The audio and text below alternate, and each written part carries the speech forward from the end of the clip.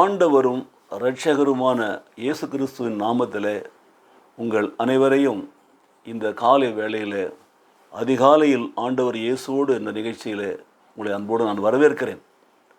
கர்த்தருடைய கிருபையினாலே இன்றைக்கும் நாம் தியானிக்க இருக்கிற வேத பகுதி நீதிமொழிகள் புத்தகத்தில் 8ஆம் அதிகாரத்தில் 13ஆம் வசனத்தை தியானிக்க போகிறோம்.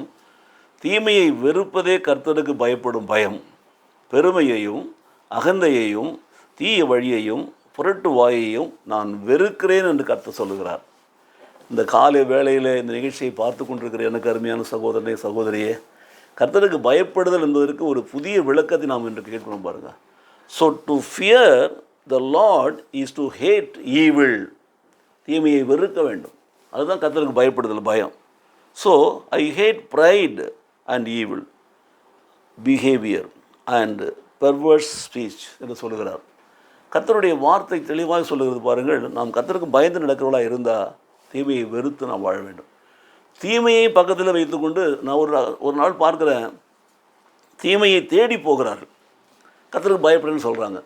தீமையை கூப்பிட்டு ஃபோன் பண்ணி வரவழைக்கிறாங்க. தீமையை கர்த்தருக்கு பயப்படுன்னு சொல்கிறாங்க. யோசித்து பாருங்கள். கர்த்தருக்கு பயப்படுதுன்னு சொன்னால் தீமையை விட்டு விலக வேண்டும். தீமையோடு தொடர்பு வச்சுக்கக்கூடாது, தொடர்ந்து திரும்பவும் தீமையை செய்யக்கூடாது.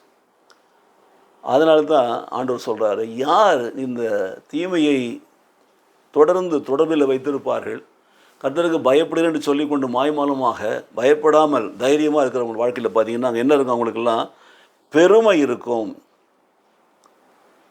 தீமையை வெறுக்காதவர்கள் மாய்மாலமாக கர்த்தருக்கு பயப்படுகிற வாழ்க்கையில் பெருமை இருக்கும், அகந்தை இருக்கும், தீய வழி இருக்கும், புரட்டு வாயாக இருப்பார்கள். மாறி மாறி புரட்டி பேசுகிறது பார்த்தீங்களா?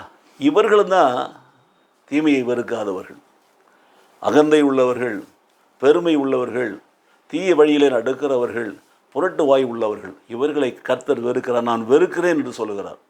அப்போ நீங்கள் கர்த்தருக்கு பயந்தால் நீங்கள் இவைகளை வெறுக்க வேண்டும். கர்த்தர் உங்களை வெறுக்காமல் இருக்க வேண்டும் என்று சொன்னால் நீங்கள் வெறுக்க வேண்டும். பிரியமானவர்களே, கவனிக்கிறீங்களா? ஆகவே இந்த காலை வேளையில் நல்ல தீர்மானம் எடுப்போம். கர்த்தருக்கு பயப்படுகிற பிள்ளைகளாய் நாம் வாழ ஒப்புக் கொடுப்போம். தீமையை விட்டு விலகுவோம், அகந்தை கொள்ளாமல், பெருமை கொள்ளாமல், தீய வழியை விட்டு விலகுவோம். மாத்திரமல்ல, புரட்டி பேசுகிறவர்களாக வாழாமல் நேர்மையாக, உண்மையாக, உத்தமமாக பேசுகிற பிள்ளைகளாக வாழ்வோம். கர்த்தர் நம்மை ஆசீர்வதிப்பாராக. எங்களை நேசிக்கிற நல்ல பிதாவே, இந்த காலை வழியில் அன்பின் சமூகங்களை தாழ்த்துக்கிறோம் சுவாமி. ஆண்டவரே ஸ்தோத்திரம். கர்த்தருக்கு பயப்படுதல் தீமையை வெறுக்கிற காரியம் என்று சொன்னீர் அல்லவா?